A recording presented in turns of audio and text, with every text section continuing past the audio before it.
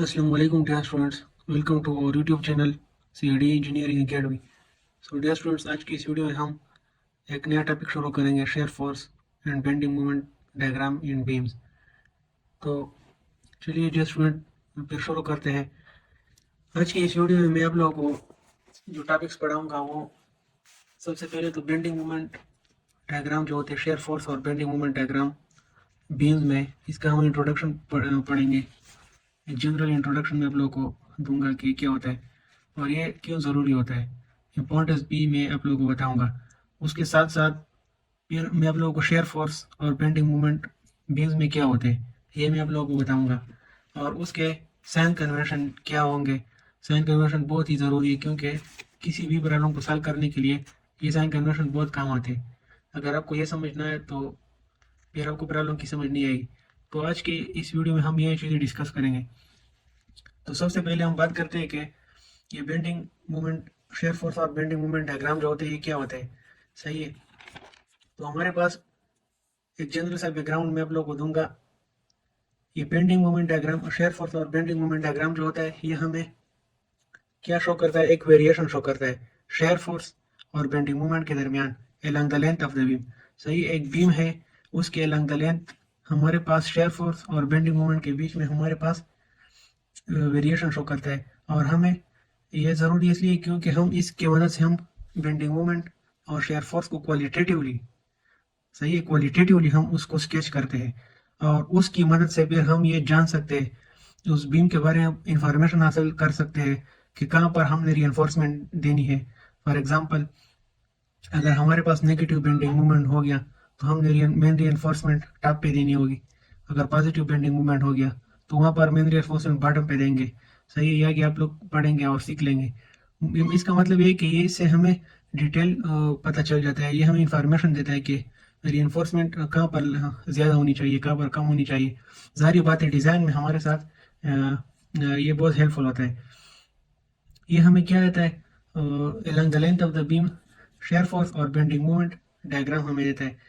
यहाँ पर इस तरह है ना कि ये बीम पर हम जिस तरह लोड अप्लाई करते हैं, सही है, तो उस लोड के पैटर्न से, ये लोड का जो पैटर्न होता है, फॉर एग्जांपल इस पे इस तरह लोड लग रही है, शेयर फोर्स इस तरह अप्लाई हो रहा है, फिर ये बेंड हो जाता है। तो pattern of the load defines share, सही है, शेयर फोर्स, शेयर में वेरिएशन फिर जब आता है तो वो हमारे पास, उससे फिर हमें बेंडिंग मोमेंट डायग्राम हम उसे निकालते हैं। सही है, ये आगे जाकर इंशाल्लाह हम साथ साथ पढ़ेंगे।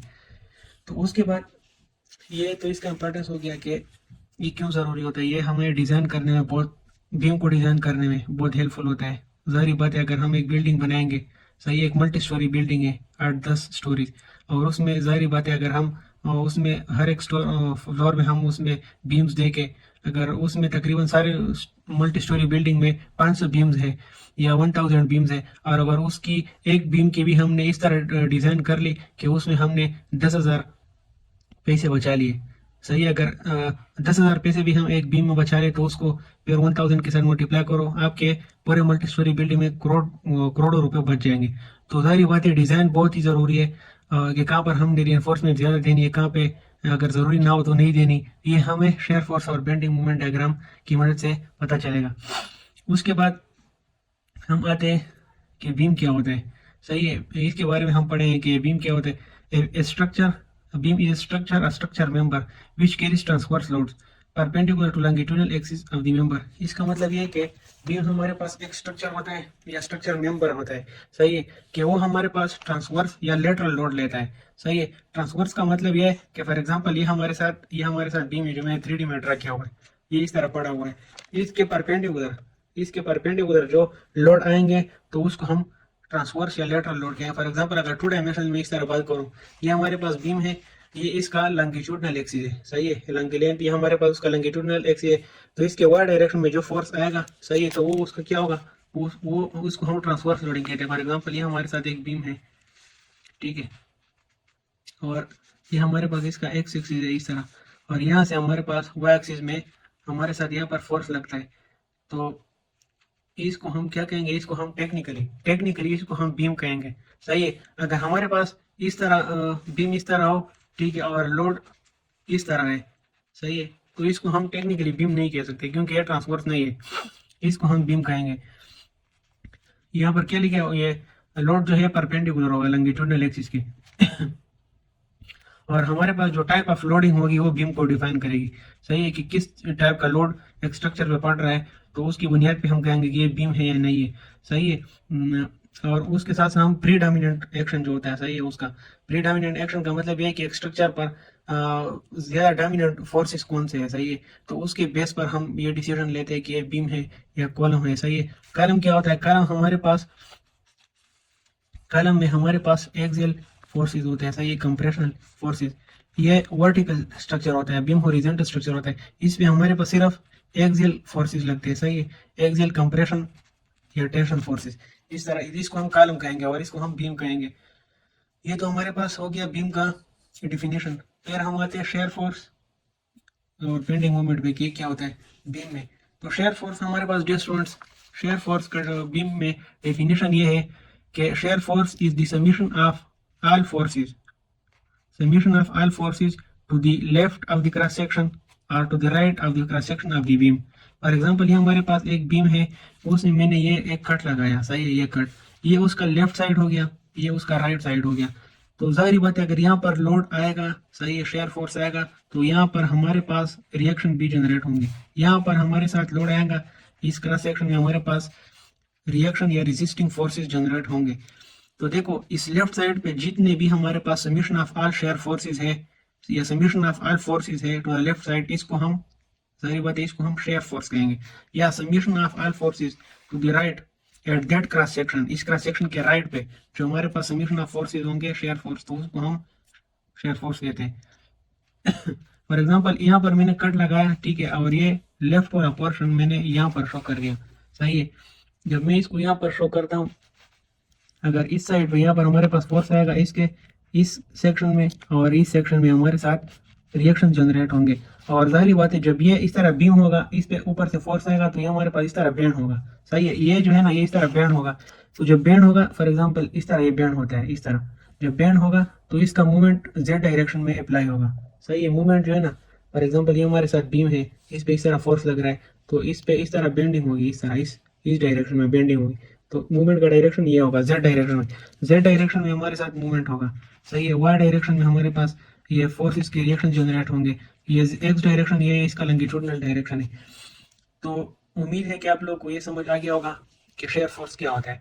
अब हम शेयर फोर्स के साइन कन्वेंशन पे जाते हैं कि शेयर फोर्स के साइन कन्वेंशन क्या होते हैं।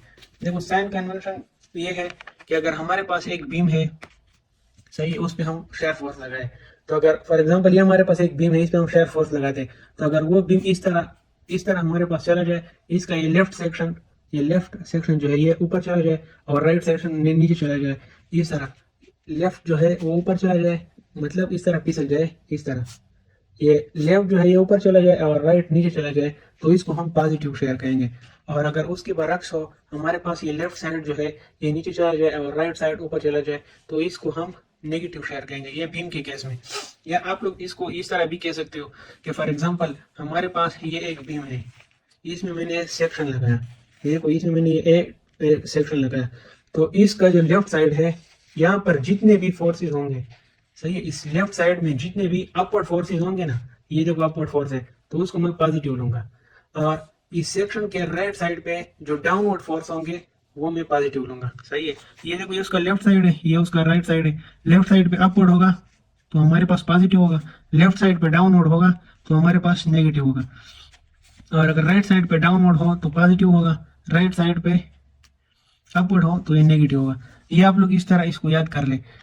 डियर स्टूडेंट्स, आप लोगों ने यहाँ पर इसमें कंफ्यूज नहीं होना। देखो ज्यादातर स्टूडेंट्स इसमें कंफ्यूज हो जाते हैं। वो किस तरह हो जाते हैं, वो इस तरह हो जाते हैं कि ये लेफ्ट साइड नहीं है, ये लेफ्ट साइड, जब वो यहाँ पर इस बीम में कट लगाते हैं तो लेफ्ट साइड में अपवर्ड फोर्स तो पॉजिटिव लेते हैं, लेकिन वो ये डाउनवर्ड फोर्स जो इधर होता है वो भी ये कंसिडर करके वो पॉजिटिव लेते हैं। लेकिन आप लोगों ने इस तरह नहीं करना है।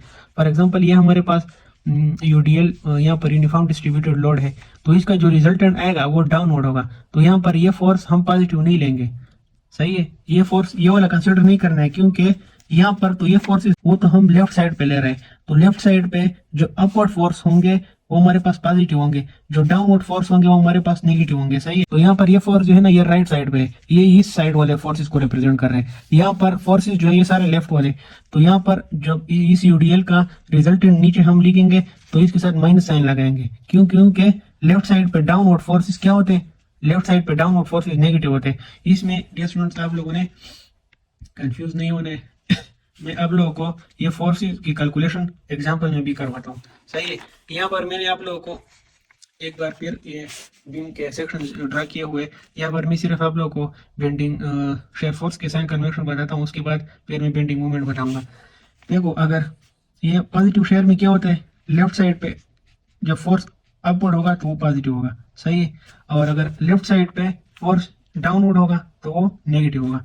फिर राइट साइड पे, इस बीम के राइट साइड पे अगर हमारे क्रॉस सेक्शन बीम है, अगर उसमें हम क्रॉस सेक्शन लगे और उसके राइट साइड पे हम डाउनवर्ड फोर्स को ले गए तो वो पॉजिटिव होगा, और अगर राइट साइड पे अपवर्ड हो फोर्स तो वो नेगेटिव होगा। यहाँ तक आप लोग याद कर लें। ये हमारे पास शेयर फोर्स की इक्विलिब्रियम रिक्वायरमेंट क्या है? इक्विलिब्रियम रिक्वायरमेंट हमारे पास ये है कि हमारे पास बीम में जो हम क्रॉस सेक्शन लगाते हैं उसके लेफ्ट साइड में हमारे पास सम ऑफ ऑल फोर्सेस, सही है, वो बराबर होने चाहिए राइट साइड के। सही है। लेफ्ट पे हमारे पास जितने भी फोर्सेस होंगे शेयर फोर्सेस, उसका समीशन बराबर होगा राइट साइड के शेयर फोर्स के समीशन के। ये हमारे पास इक्विलिब्रियम की रिक्वायरमेंट, ये हमें इक्विलिब्रियम कहते हैं। एक बात तो ये हो गई। दूसरी बात ये है कि जहां पर भी हमारे पास कंसंट्रेटेड फोर्स हो, यानी एक पॉइंट पर फोर्स हो, तो वहां पर शेयर की दो वैल्यू होंगी। सही। एक होगा shear just to the left, दूसरा होगा shear just to the right. ये just to the left right का मतलब है कि फॉर एग्जांपल यहाँ पर इस डी पॉइंट पर हमारे पास कंसंट्रेटेड शेयर फोर्स है, वो 32.5 कीप है। तो इसके एक स्मॉल डिस्टेंस पे, बहुत ही 0.00 स्मॉल डिस्टेंस पे 0.005 या 1, इस पे जो हम जाते हैं तो यहाँ पर इस शेयर फोर्स का इस सेक्शन के लिए अलग वैल्यू होगी। और अगर हम यहाँ पर जस्ट टू द राइट जाते हैं, सही है, जस्ट टू द लेफ्ट एक वैल्यू होगी। अगर हम जस्ट टू द राइट जाए तो अगर फिर हम फोर्सेस की कैलकुलेशन करते हैं इस साइड के लिए, सही है, तो वो अलग होगी। सही है। ये बात अपने साथ नोट करें कि कंसंट्रेटेड शेयर फोर्स में हमारे साथ शेयर फोर्स की दो वैल्यू होती है। ये किस तरह होती है ये आगे मैं क्वेश्चन में आप लोगों को बताऊंगा। तो मैं आप लोगों को दूसरा एग्जांपल समझाता हूँ जो आप लोगों के स्लाइड्स में। ये हमारे पास एक बीम है, सही है, A B C D E member जो ये एक बीम है आप लोगों के साथ। यहाँ पर एक सपोर्ट है ए पॉइंट पर और डी पॉइंट पर आप लोग के साथ सपोर्ट है। ये जो प्रॉब्लम है यहाँ पर रिएक्शन डायरेक्टली गिवन है, सही है, 7.5 की, यहाँ पर 32.5 की पे। लेकिन आगे जो प्रॉब्लम्स आएंगे उसमें आप लोगों के साथ ये रिएक्शंस गिवन नहीं होंगे, ये इक्विलिब्रियम के इक्वेशन से आप लोगों ने निकालने होंगे। वो आप लोग को आते हैं इंजीनियरिंग मैकेनिक्स में, हमने सारा यही डिस्कस किया है। तो अगर इस मेंबर में मैं इस तरह करूं कि इस पॉइंट पर ये ए और ए डैश, अगर मैं यहाँ पर एक सेक्शन लगाऊं, इस बीम को मैं कट करूं और मैं आप लोगों को बताऊं कि ये बीम का लेफ्ट साइड हो गया। चलो मैं यहाँ पर लिख लेता हूँ कि ये लेफ्ट साइड हो गया, ये राइट साइड हो गया। तो मैं यहाँ पर शेयर की कैलकुलेशन करता हूँ पहले इस लेफ्ट साइड के लिए, सही है, इस साइड के लिए मैं शेयर की कैलकुलेशन करता हूँ। सही हो गया। तो ये वाला पार्ट जो है वो मैंने इधर ड्रा किया हुआ है, सही, आप लोग इसको कंसिडर कर सकते हैं। तो देखो यहाँ पर इस सेक्शन के इस तरफ हम अगर शेयर फोर्स की कैलकुलेशन करें, मैंने आप लोगों को इक्विलिब्रियम के रिक्वायरमेंट में क्या कहा कि summation of forces left side पे जो होंगे वो बराबर होंगे राइट साइड पे। इक्विलिब्रियम हम कहते हैं। देखते हैं कि ये प्रूफ होता है कि नहीं। अच्छा, तो यहाँ पर मैंने आप लोगों को बताया था कि क्रॉस सेक्शन के लेफ्ट साइड पे अपवर्ड फोर्स पॉजिटिव होंगे। तो ये यहाँ पर ये जो रिएक्शन है 7.5 की, इसको मैंने पॉजिटिव इसलिए लिखा है क्योंकि ये लेफ्ट साइड पे और ये अपवर्ड जा रहा है। अब देखो डियर स्टूडेंट्स, यहाँ पर हमारे पास यूनिफॉर्मली डिस्ट्रीब्यूटेड लोड है और यहाँ पर इसकी वैल्यू है 2 किप पर फुट, सही है।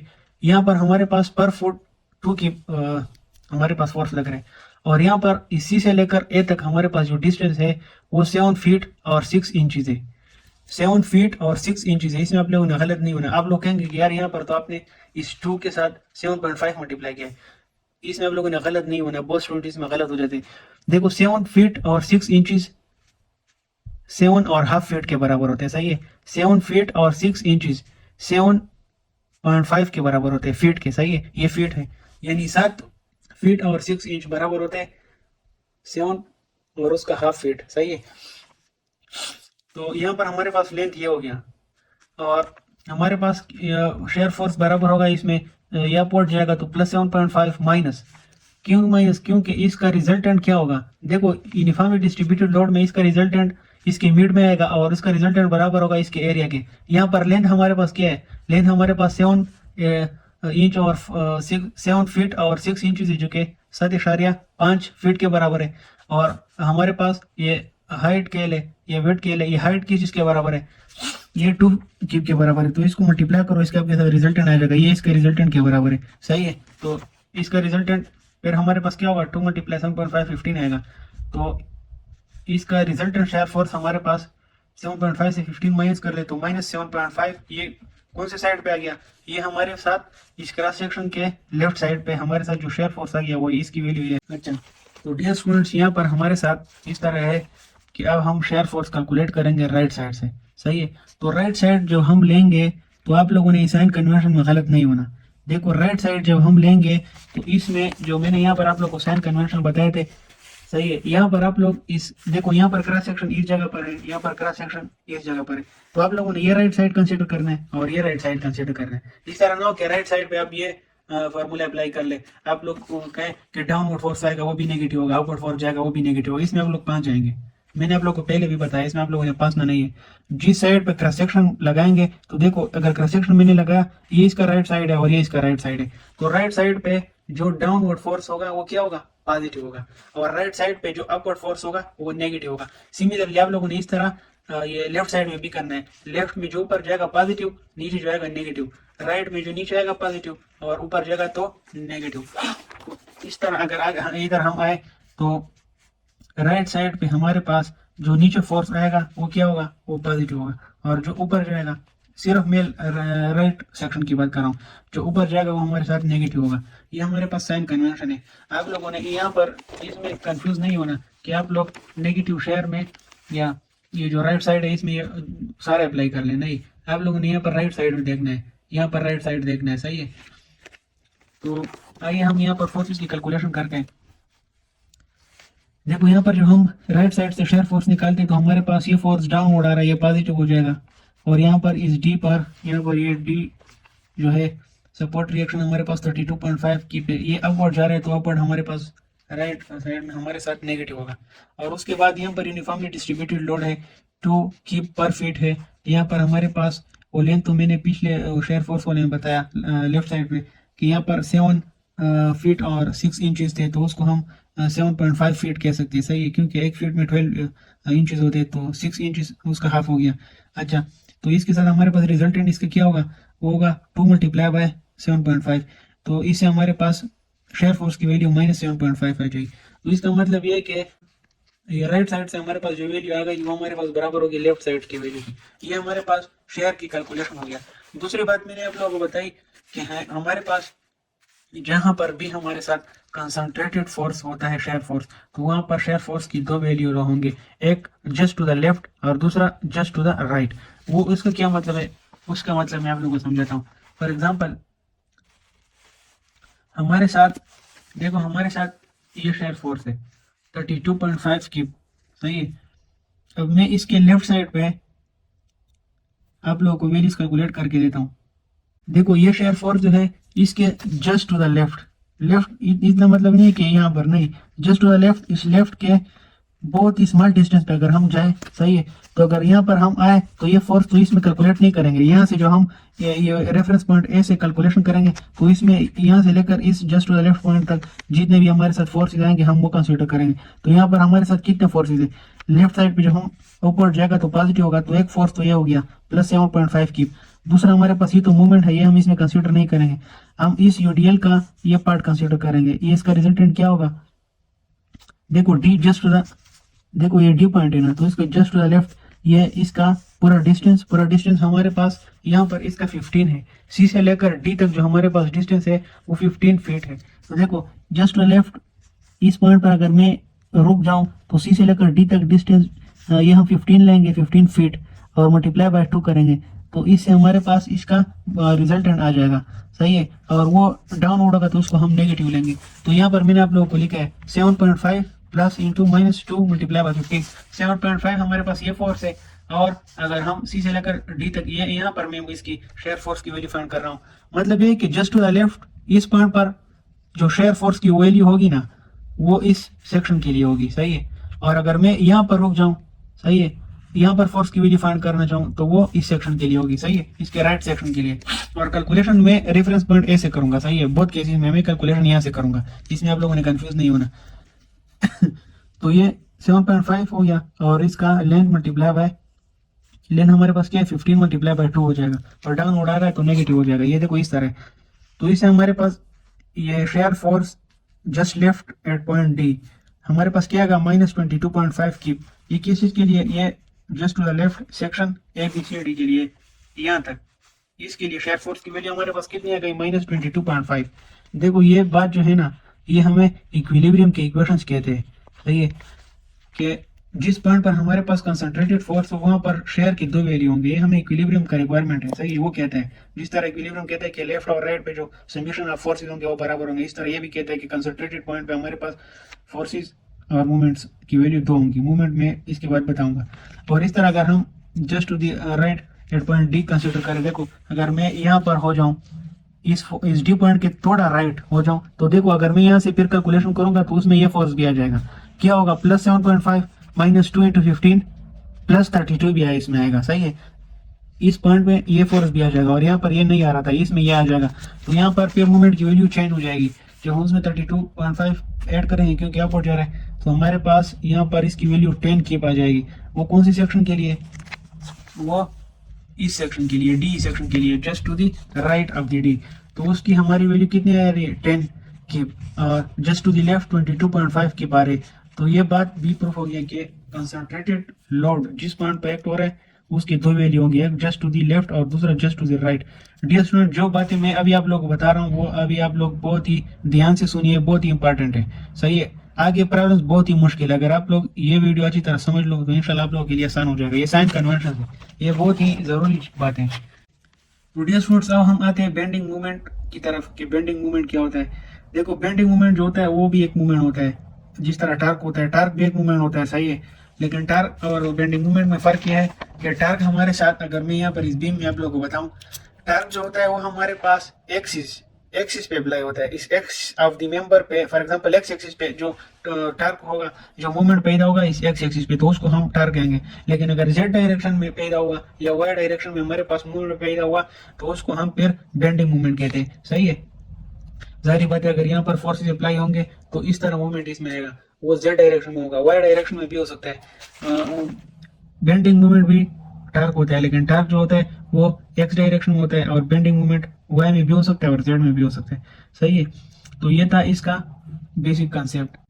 अच्छा, बेंडिंग मूवमेंट, अब हम आएंगे कि बेंडिंग मूवमेंट क्या होता है। बेंडिंग मूवमेंट भी वही जिस तरह मैंने आप लोग को शेयर फोर्स की कंसेप्ट बताया कि अगर एक बीम में कंसीडर कर लूँ, सही है, और उस बीम पे एक सेक्शन लगाऊं तो उसके लेफ्ट साइड पे जितने भी मूवमेंट्स होंगे उसको हम उसके समीशन को बेंडिंग मूवमेंट कहते हैं, या उसके राइट साइड पे जितने ही समीशन ऑफ मूवमेंट्स होंगे तो उसको हम बेंडिंग मूवमेंट कहते हैं, सही है। और जिस तरह मैंने आप लोगों को शेयर फोर्स में बताया उसी तरह इक्विलिब्रियम रिक्वायरमेंट यहाँ पर भी है।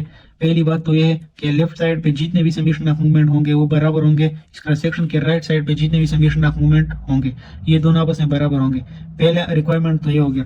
दूसरा इक्विलिब्रियम रिक्वायरमेंट ये है कि जिस पॉइंट पर भी कंसंट्रेटेड बेंडिंग मूवमेंट अप्लाई होगा वहां पर बेंडिंग मूवमेंट के दो वैल्यूज होंगे, एक just to the left of that point और दूसरा जस्ट टू द राइट, सही है। फॉर एग्जांपल यहाँ पर हमारे पास बी पॉइंट है तो बी के जस्ट टू द लेफ्ट और just to the right bending moment के दो वैल्यूज होंगे। यहाँ पर मैंने आप लोगों को दो बातें बताई, एक इक्विलिब्रियम रिक्वायरमेंट ये है कि लेफ्ट और राइट में बेंडिंग मोमेंट का समीशन इक्वल होगा।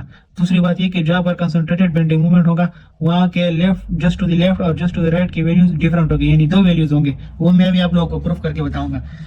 फॉर एग्जाम्पल ये हमारे पास बीम है, वही एग्जाम्पल है, सही है। यहाँ पर मैंने क्रॉस सेक्शन लगाए तो बेंडिंग मोमेंट में पहले लेफ्ट साइड के लिए कैलकुलेट करता हूँ, सही है। बेंडिंग मोमेंट लेफ्ट साइड को कैलकुलेट करने से पहले मैं आप लोगों को बताऊंगा इसके साइन कन्वेंशन, वो मैंने शायद आप लोगों को नहीं बताया। देखो बेंडिंग मोमेंट के साइन कन्वेंशन क्या है, सही है। बेंडिंग मोमेंट तो मैंने आप लोगों को बताया कि इसका डिफिनेशन क्या होता है, उसके मैं साइन कन्वेंशन बताऊंगा, उसके बाद फिर एग्जाम्पल पे जाऊंगा।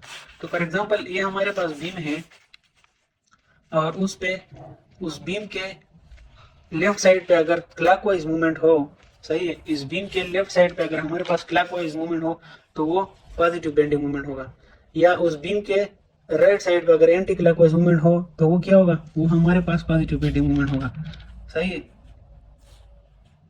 पॉजिटिव बेंडिंग मूवमेंट में हमारे पास एक बीम का फिजिकल प्रोफाइल किस तरह होता है, वो फिजिकल प्रोफाइल इस तरह होता है। सही है, वो इस तरह बेंड हो जाता है। सही है, अपवर्ड बेंड हो जाता है। सही है, तो यहाँ पर इसका जो बॉटम होता है इसमें टेंसाइल स्ट्रेसेस हो जाते हैं, इस बीम के बॉटम पे टेंसाइल स्ट्रेसेस आ जाते हैं और उसके टॉप पे कंप्रेशनल स्ट्रेसेस हो जाते हैं। और नेगेटिव बेंडिंग मोमेंट में इसका उलट होता है, उसके टॉप पे टेंसाइल आ जाते हैं और बॉटम पे कंप्रेसिव स्ट्रेसेस आ जाते हैं। सही है, मैं एक बार फिर आप लोग को रिपीट कर रहा हूँ। तो डियर स्टूडेंट्स, हमारे पास बेंडिंग मूवमेंट के साइन कन्वेंशन इस तरह है। साइन कन्वेंशन के लेफ्ट पोर्शन, इस सेक्शन के लेफ्ट पोर्शन पे हमारे पास ये जो क्लॉकवाइज बेंडिंग मूवमेंट है वो पॉजिटिव होगा। सही है, और हमारे पास राइट साइड पे, सही है, राइट साइड पे हमारे पास काउंटर क्लॉकवाइज मूवमेंट पॉजिटिव होगा। और लेफ्ट साइड पे अगर हमारे पास क्लॉकवाइज के बजाय काउंटर क्लॉकवाइज हो तो वो नेगेटिव होगा। और राइट साइड पे अगर हमारे पास काउंटर क्लॉकवाइज के बजाय क्लॉकवाइज हो देखो तो वो नेगेटिव होगा। सही है, ये आप लोग साइन कन्वेंशन याद कर ले। यानी अगर हमारे पास इस तरह मूवमेंट्स आए, इस तरह मूवमेंट्स आए बीम पे कि वो उसको अपवर्ड कनकेव अप कर ले, सही है, बेंड कर ले, कनकेव अप बेंड कर ले, तो उसको हम पॉजिटिव बेंडिंग मूवमेंट करें। या इसको मैं आप लोग को इस तरह भी बता सकता हूँ कि वो उसका उस बीम का हैवी इस तरह बन जाए, हैवी फेस बन जाए। और अगर उसका सेट फेस बन जाए इस तरह, तो वो हमारे पास नेगेटिव बेंडिंग मूवमेंट होगा, ये हमारे पास पॉजिटिव बेंडिंग मूवमेंट होगा। सही, और वो अगर उसको या फिर कनकेव डाउन कर ले, इस तरह बेंड कर ले, तो ये हमारे पास क्या होगा, नेगेटिव बेंडिंग मूवमेंट होगा। इसके लेफ्ट साइड पे काउंटर क्लॉकवाइज नेगेटिव होगा, राइट साइड पे क्लॉकवाइज नेगेटिव होगा। ये आप लोग याद कर लो, है ये मुश्किल नहीं है। एक थोड़े वो स्लाइड भी देख लो, आप लोगों को अंदाजा हो जाएगा कि क्या होता है। डियर स्टूडेंट्स, यहाँ पर हम इस तरह करेंगे कि इस बीम का हम बेंडिंग मूवमेंट निकालेंगे राइट साइड के लिए, सही है, और लेफ्ट साइड के लिए, और उसका समीशन हम चेक करेंगे कि इक्वल आता है कि नहीं।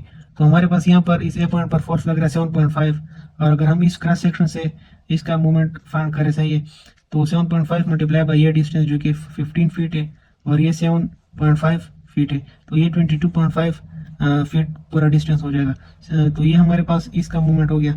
ये क्लॉकवाइज जा रहा है तो ये पॉजिटिव होगा। सही है, उसके बाद काउंटर क्लॉकवाइज जा रहा है। सही है, लेफ्ट साइड पे हमने अभी क्या पढ़ा कि लेफ्ट साइड पे क्लॉकवाइज जाएगा तो हम पॉजिटिव लेंगे मूवमेंट को, और अगर लेफ्ट साइड पे काउंटर क्लॉकवाइज जाएगा तो वो नेगेटिव होगा। ये देखो 100 किप फीट काउंटर क्लॉकवाइज जा रहा है तो इसलिए हमने इसको नेगेटिव लिया। सही है, उसके बाद हमारे पास किया जाएगा, इस पॉइंट में थोड़ा ट्विस्ट है, इसको समझे।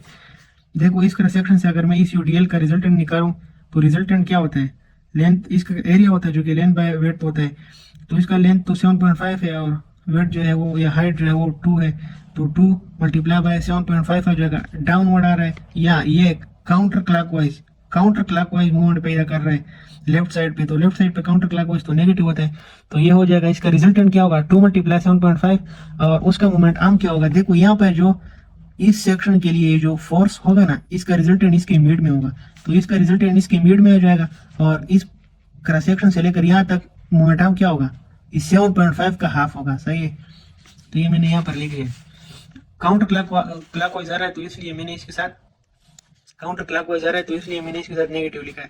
तो 7.5 मल्टीप्लाई 22.5, फिर उसके साथ ये, उससे ये माइनस कर ले, -100, और -2 मल्टीप्लाई बाय 7.5, इसका मूवमेंट, इसका रिजल्टेंट हो गया, मल्टीप्लाई बाय 7.5 डिवाइड बाय 2, ये उसका ये वाला डिस्टेंस हो गया जो कि इसका मूवमेंट आर्म है।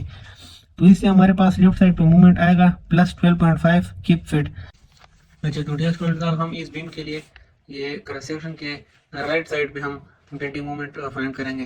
तो हमने साइन कन्वेंशन में पढ़ा, अगर राइट साइड से हमारे पास एंटी क्लॉकवाइज जाएगा तो वो पॉजिटिव होगा, और अगर क्लॉकवाइज जाएगा तो ये नेगेटिव होगा। तो ये फोर्स क्लॉकवाइज बेंडिंग मोमेंट काज कर रहा है तो ये हमारे पास यहाँ पर नेगेटिव होगा।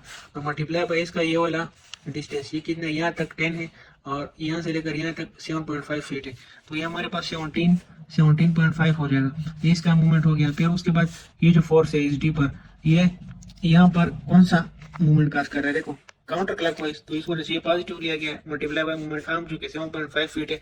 उसके बाद हमारे पास अगर ये बीम है यूडीएल, इसका रिजल्टेंट इस तरह है, ये क्लॉकवाइज मूवमेंट काज कर रहा है, इसलिए इसके साथ नेगेटिव लिखा है। तो इसका रिजल्टेंट क्या है, 2 मल्टीप्लाई बाय ये डिस्टेंस, ये इसका रिजल्टेंट होगा 7.5। और उसके बाद उसके साथ मूवमेंट आर्म निकालने के लिए ये मूवमेंट निकालने के लिए हम क्या करें, force multiply movement arm. Force तो इसका रिजल्टेंट हो गया, मूवमेंट आर्म इसका क्या होगा, इस वाले डिस्टेंस में ये मिड में आएगा। तो हमारे पास ये वाला डिस्टेंस यानी इस रिजल्टेंट से लेकर यहाँ तक, रिजल्टेंट तो इसका मिड में होगा ना, तो 7.5 का मिड क्या होता है, इसको 2 पे डिवाइड करेंगे तो ये लेन हमारे साथ आ जाएगा मोमेंट आर्म 7.5 डिवाइड बाई 2। तो इसको हम सॉल्व करने के बाद हमारे साथ इसका मोमेंट क्या आ जाएगा, bending moment to the right side 12.5 की बात है और लेफ्ट साइड भी 12.5 की फीट आता है, सही है। तो ये पहला कंडीशन तो हमारे पास सेटिस्फाइड हो गया कि राइट और लेफ्ट में बेंडिंग मोमेंट जो होते हैं वो बराबर होते हैं। अब दूसरा पॉइंट मैं आप लोगों को बताता हूँ। मैंने आप लोगों को बताया कि कंसंट्रेटेड बेंडिंग मोमेंट में या कंसंट्रेटेड शेयर फोर्स में हमारे पास दो वैल्यूज होती है, एक जस्ट टू द लेफ्ट और दूसरा जस्ट टू द राइट। तो अगर उसकी बात मैं यहाँ पर करूँ, देखो यहाँ पर इस डायग्राम में या इस बीम में आप लोगों को कहाँ पर नजर आ रहा है कंसंट्रेटेड मोमेंट, वो इस बी पॉइंट पर है। देखो 100 किप फीट यहाँ पर हमारे साथ मूवमेंट है। तो अगर इसके जस्ट टू लेफ्ट में मैं यहाँ से मैं इस पे से लेकर जस्ट टू लेफ्ट बी के जस्ट टू लेफ्ट तक कैलकुलेशन करूँ, सही है, तो हमारे पास इस बेंडिंग मोमेंट की वैल्यू इसमें एक वैल्यू होगी और अगर राइट साइड पे करूँ तो दूसरी होगी। एक वैल्यू इसलिए होगी कि इस जस्ट टू द लेफ्ट पे मैं यहाँ से ऐसे लेकर यहाँ तक सब कुछ कंसिडर करूंगा और यहाँ इस just to the left point में तो हमारे पास ये मूवमेंट नहीं आता है, वो तो राइट पे में हमारे पास आएगा। क्यों, क्योंकि इस बी पर हमारे पास इस पॉइंट पर मूवमेंट अप्लाई हो रहा है, यहाँ पर तो नहीं आएगा ना। तो यहाँ पर फिर उसमें हम ये कंसिडर नहीं करते, इसलिए इसकी एक वैल्यू आती है। अगर हम इस राइट साइड पे जाते हैं तो उसमें ये वैल्यू आ जाती है, तो उसमें जो हम ये कंसिडर करेंगे, ये फोर्स भी कंसिडर करेंगे, तो उसकी दूसरी वैल्यू आएगी। फॉर एग्जाम्पल यहाँ पर मैंने आप लोगों के लिए लिखा है, देखो अगर मैं इसको थोड़ा आप लोगों के लिए इस तरह बनाऊं, ये देखो यहाँ पर इस ए पॉइंट पर 7.5 फोर्स लग रहा है और यहाँ से लेकर यहाँ तक डिस्टेंस कितना है, वो 7.5 है। तो यहाँ पर हमारे पास मूवमेंट क्या होगा, movement at point B just to the left क्या होगा, 7.5 force multiply by movement arm जो कि 7.5 है। ये जो मैंने आप लोग बताया फोर्स मल्टीप्लाई बाय ये मूवमेंट आर्म जो कि 7.5 है, तो उसकी जस्ट टू द लेफ्ट पे वैल्यू क्या होगी, वो 56.25 किप फीट होगी। वो इस लेफ्ट के सेक्शन के लिए होगा, इस सेक्शन के लिए होगा, सही है, इस बी के इस सेक्शन के लिए होगा। और अगर हम यहाँ पर मैं इसको राइट साइड पे कर लूँ तो देखो राइट साइड पे हमारे पास ये 7.5 मल्टीप्लाई बाय ये मूवमेंट आर्म 7.5 आ जाएगा। एक मूवमेंट यहाँ से आ जाएगा, ये क्लॉकवाइज जा रहा है लेफ्ट साइड पे, तो पॉजिटिव होगा। और अगर हम यहाँ पर देखें इस पॉइंट में ये फोर्स भी आ जाएगा, सही है, ये फोर्स ये मूवमेंट आर्म भी इसमें आ जाएगा। ये मूवमेंट आर्म हमारे पास काउंटर क्लॉकवाइज जा रहा है तो ये नेगेटिव होगा। देखो ये भी जब इसमें ऐड हो जाएगा तो हमारे पास, उम्मीद है कि आप लोग को ये समझ आ रहा होगा। तो मूवमेंट एट पॉइंट बी या जस्ट टू द राइट हमारे पास इसकी वैल्यू होगी -43.75 की फीट, वो इस पॉइंट पर होगी, सही है, यानी movement at B just to the right, सही है। इस सेक्शन के लिए मूवमेंट की एक वैल्यू होगी, लेफ्ट वाले के लिए, राइट के लिए दूसरी वैल्यू होगी। शेयर फोर्स में भी हमने इस तरह पढ़ा था कि जहां पर भी कंसंट्रेटेड फोर्स हो, सही है, तो वहां पर दो वैल्यू होंगी शेयर की। और उसी तरह जहां पर भी आप लोगों के साथ कंसंट्रेटेड मूवमेंट हो तो वहां पर बेंडिंग मूवमेंट की दो वैल्यूज होंगी। ये आप लोग इसको इस तरह समझ लें। आगे इंशाल्लाह फिर हम इसमें और भी प्रॉब्लम सॉल्व करेंगे। इसी प्रॉब्लम को हम आगे कंटिन्यू करेंगे, इसकी bending movement diagram, shear force और बेंडिंग मूवमेंट डायग्राम इंशाल्लाह हम इसको ड्रा करेंगे नेक्स्ट वीडियो में। उम्मीद है कि यहाँ तक आप लोगों को सब कुछ समझ आया होगा। फिर मिलते हैं नेक्स्ट वीडियो में। दुआ में ख़ास याद रखिए, ये वीडियो पर हम बहुत ही कोशिश करते हैं, आप लोगों के लिए मेहनत करते हैं। लाइक करें, इसको कमेंट भी किया करें ताकि हमारी हौसला अफजाई हो, और दोस्तों के साथ भी शेयर करें ताकि वो भी इससे मुस्तफ़ीद हो सके। फिर मिलते हैं नेक्स्ट वीडियो में, तब तक के लिए खुदा हाफिज़।